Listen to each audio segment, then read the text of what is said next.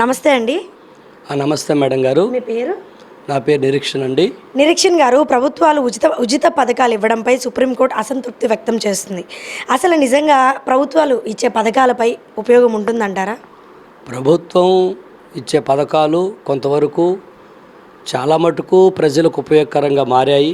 వాటి ద్వారా వృద్ధులు అలాగే చదువుకునే పిల్లలకు ప్రయోజనపరచబడ్డాయి.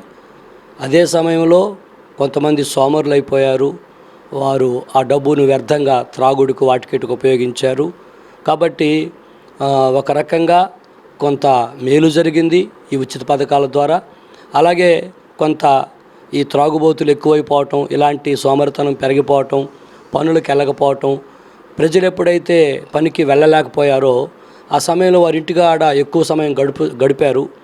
ఎక్కువ సమయం గడిపిన కారణంగా ఇంట్లో కూడా లేనిపోని సమస్యలు కూడా పెరిగాయి. చాలా కుటుంబాల్లో భర్త ఉదయం వెళ్ళి సాయంత్రం వస్తే తిని పడుకునేవాళ్ళు. కానీ పగలంతా ఇంట్లో ఉన్న కారణంగా భర్త భార్య మీద రకరకాలుగా రొసరొసలు అలాగ చేసి కుటుంబాలు కొన్ని గొడవలు జరగటం, కొన్ని కుటుంబాలు విడిపోవటం కూడా జరిగింది.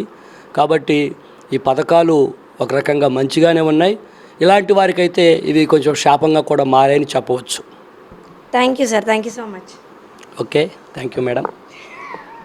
మనతో మాట్లాడడానికి మరొకరున్నారు. నమస్తే అండి. మీ పేరు? శ్రీనివాసరావు. శ్రీనివాసరావు గారు, ప్రస్తుతం మనకున్న ప్రభుత్వం ఎన్నో పథకాలు విడుదల చేస్తుంది.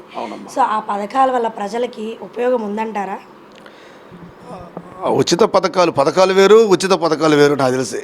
ఇప్పుడు ఉచిత పథకాలు అనేది ప్రజలకి అంతగా ప్రయోజనపడవు. పథకాలు పనిచేస్తాయి అన్నమాట. ఉచిత పథకాలు అనేది ఏంటంటే తేడా లేకుండా అందరికి వెళ్ళిపోతుంది. అంటే ఉచిత పథకాలను పొందుకునే అర్హత ఉన్నవాళ్ళు, అనర్హత కలిగిన వాళ్ళు కూడా వాటిని పొందుకుంటారు. దాని ద్వారా ప్రభుత్వానికి లక్షల కోట్లు అప్పు భారమే తప్ప దాని నుంచి ఏం లాభం లేదు. పథకాలు కొనసాగించుకోవచ్చు. ఉచిత పథకాలు అనేది అసలు అంతగా ఉపయోగపడవు.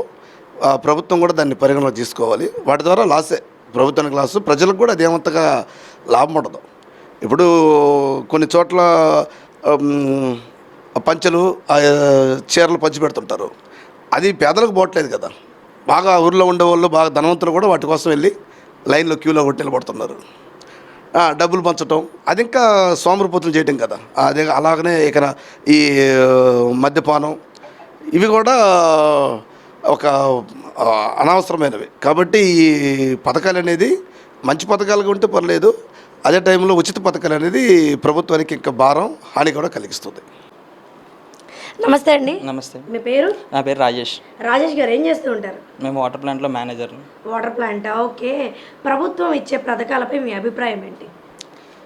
ప్రభుత్వం ఇచ్చే పథకాలు అనేది చాలా నాన్సెన్స్గా నడుస్తుంది సార్ ఇప్పుడైతే.